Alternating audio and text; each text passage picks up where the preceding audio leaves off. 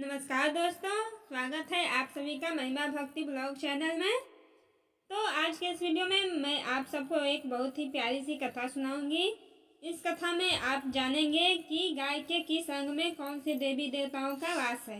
तो दोस्तों, हिंदू संस्कृति में गाय को सबसे पवित्र माना जाता है, इसलिए गाय को गौ माता भी कहा जाता है। आज भी कई घरों में गाय के लिए पहली रोटी बनाई जाती है। गाय को प्राचीन काल से ही बहुत अधिक महत्व दिया जाता है।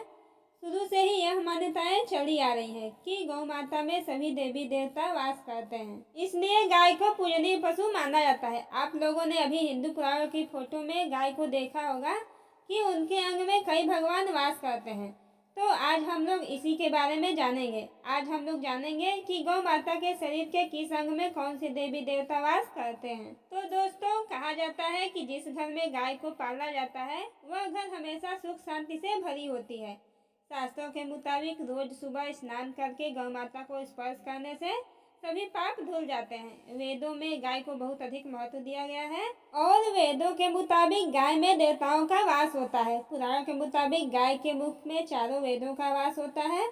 गाय के सिंह में भगवान शिव का वास होता है और गौ माता के पेट में कार्तिकेय का वास माना जाता है। गौ माता के मस्तक में ब्रह्मा जी, ललाट में रुद्र, सिंह के अगले भाग में इंद्रदेव जी और कानों में अश्विनी कुमार का वास होता है।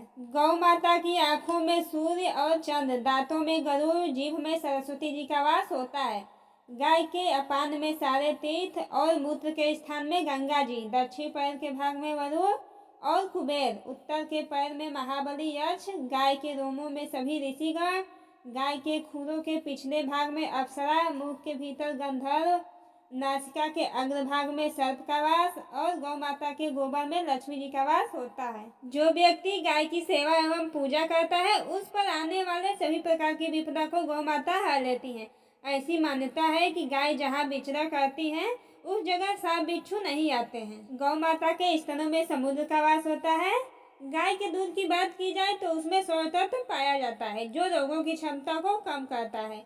गाय के पूंछ में पौध पुत्र हनुमान का वास माना जाता है। ऐसा माना जाता है कि अगर किसी व्यक्ति की बुरी नज़र लग गया है तो गाय की पूंछ से झाड़ा लगाने से उसकी नज़र उतर जाती है। गाय के पैरों में लगी हुई मिट्टी को तिलक बनाकर लगाने से हमें सभी तीर्थ स्थानों का फल मिलता है। मगर क्या आप जानते हैं कि गाय के शरीर में इतने सारे देवी देवताओं का वास कैसे हुआ? अगर नहीं तो चलिए जानते हैं। एक समय की बात है, एक बार सभी देवी देवता सृष्टि रचयिता ब्रह्मा जी के पास पहुँचे और वह सभी देवी देवता ब्रह्मा जी से बोले कि हे पितामह, हम सभी देवी देवता अलग अलग रहते हैं और मानव भी अपनी अपनी इच्छा अनुसार अलग अलग देवी देवताओं की पूजा करते हैं।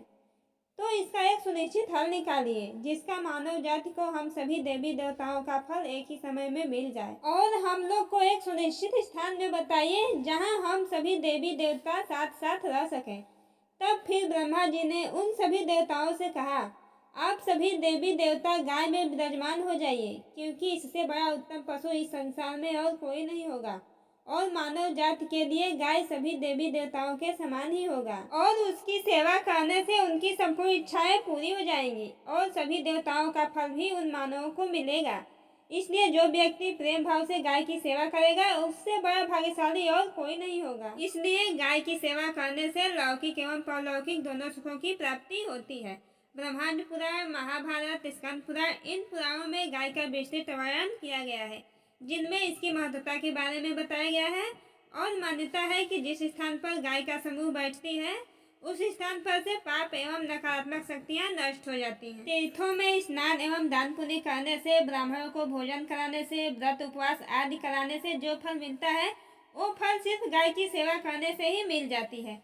गाय के बारे में ऐसा माना जाता है कि अगर किसी व्यक्ति के भाग्य की रेखा सोई हुई हो तो वह व्यक्ति अपने हथेली में गुड़ रखकर गौ माता को खिलाने से उसके हाथ की सोई हुई भाग्य रेखा जग जाती है और उस व्यक्ति के जीवन में सब कुछ अच्छा होने लगता है।